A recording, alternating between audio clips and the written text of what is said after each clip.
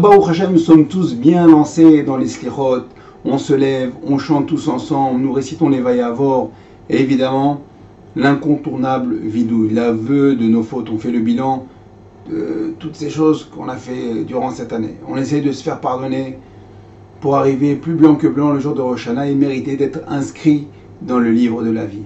En effet, on va demander le jour de Rosh Hashanah et pendant la Seret Yemei Teshuvah, Zochenu lechaim, melech hafetz b'chaim, kotvenu b'sefer chaim. On va demander un nouveau crédit de 365 jours de vie, de bonheur et de sérénité, Bezrat Hashem.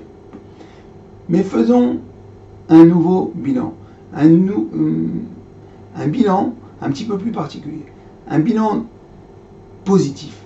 Ce bilan, c'est, on va recenser les bontés qu'Hachem nous a octroyées, nous a offertes, nous a données cette année. Et comme ça, nous allons, Bezrat Hashem, remercier Akadosh Baruch Hu. Pourquoi? Parce que le fait de remercier Akadosh Baruch Hu, c'est la plus grande des teshuva.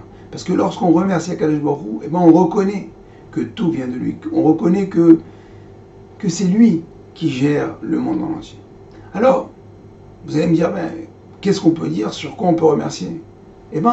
Avant toute chose, c'est vrai qu'on se prépare à la fête, on prépare comment on va s'habiller, ce qu'on va manger, et notre place à la synagogue. Il y a une chose aussi à préparer, c'est de la manière dont on va remercier Hachem. Alors avant toute chose, on va prendre 5 minutes, même si je sais que c'est la folie, parce qu'on court à droite à gauche, les courses, et tout ce qu'il y a autour. Mais quand même, ça fait partie de la préparation de la fête.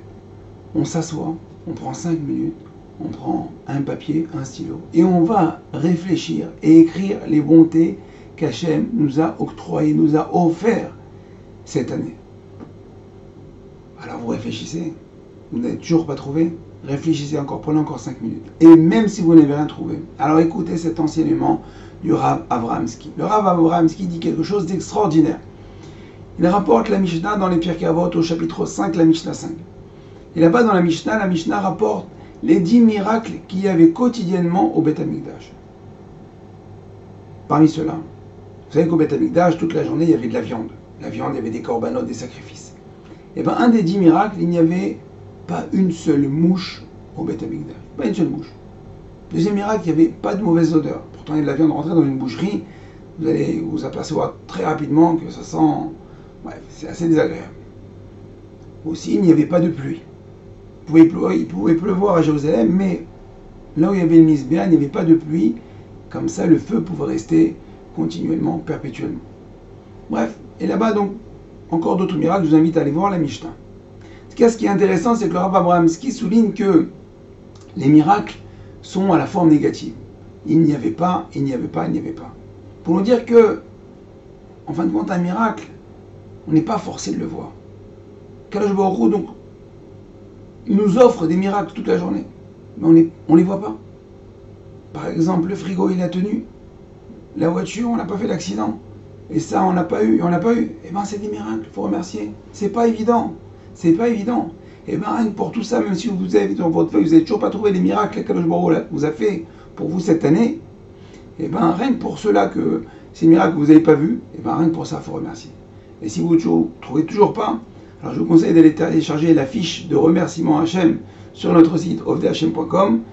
Là-bas, je vous laisse chercher. En tout cas, on voit combien c'est important de reconnaître la reconnaissance, de remercier Akadosh Baruch Hu et de le faire soi-même, personnellement.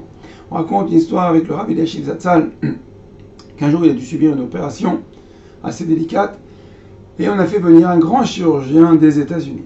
Après l'opération, le Rav a demandé à ses proches de lui traduire quelques mots, quelques phrases en anglais, pour aller remercier le docteur. Alors ses proches lui ont dit, mais Rav, ne vous dérangez pas, vous étudiez la Torah, on va le faire à votre place. Il dit, hors de question. Le remerciement doit se faire individuellement, personnellement. On apprend ça dans la répétition de l'Amida. On voit que pour toutes les bénédictions, toutes les brachot, alors il y a le Shaliach Tzibour, l'officiant, et l'assemblée répond Baruch Hu, Baruch Shemo, Amen.